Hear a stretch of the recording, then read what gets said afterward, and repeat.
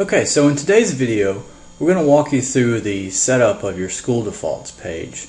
Your school defaults page will allow you to set up defaults, obviously, for things like late charges, registration fees, and your statement setup.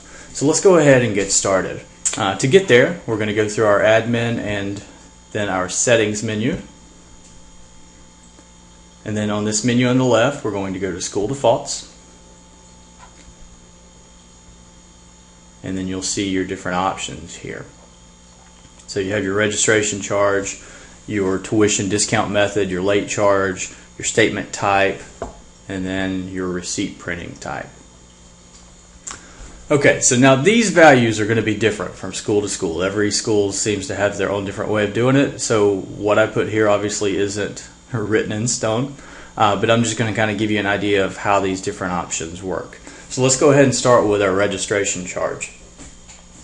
Now, the registration charge is simply what each student that registers under an account will be charged if you charge a registration fee. So in this setup, the first student who registers on an account would be charged a $25 registration fee. Then the second student would be charged $10, and each student after that there would be no fee. So some schools may want to charge the same amount for each student. Some may just charge for the first student and then it would be zero for the rest. You just have to kind of put in what works for your school and based on what you're doing. Now, the tuition discount method also applies to if you have more than one student. So let's say you give a 10% discount for having a second or third student on an account. You would set it up like this. Now you could also do a dollar amount. So when you do this, the first student would be charged their normal tuition, and then the second student, if they register a second student, each student on the account would get that discount. So you have that option here as well, and then it's automatically factored into their tuition when it's billed. Alright, and now a late charge method, a couple options here. You can either do dollar amount or percentage here as well. Now be sure when you go between the two that you also change your amount, because 15% and $15 could be very different amounts. With this, again, this is a default late charge fee. When you go in and you bill your late charges at the beginning of each month, this is what would automatically apply to each account that has an open charge.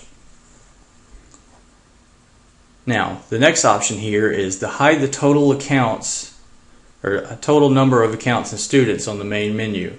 On your main accounts page or students page at the bottom, if you don't have this selected, it will show the total number of accounts or students in your school.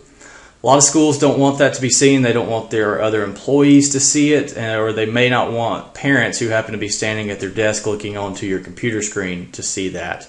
Reason for that is a lot of people feel like those parents may be looking at that number and thinking about how much you charge them in tuition and figuring out about how much your school's making. So to hide that number on the screen, you just simply select this. Okay, moving on, we have our statement type. Now all this is giving different formats for the way you may want to show your statements. Here you can show every charge and payment that's been applied to a statement, and this would go on their monthly statements obviously. You can show only the open charges and payments, meaning something that you've charged them that hasn't had a payment applied to it, or perhaps a payment that they've made that it hasn't been applied to a specific charge. So if they've paid ahead.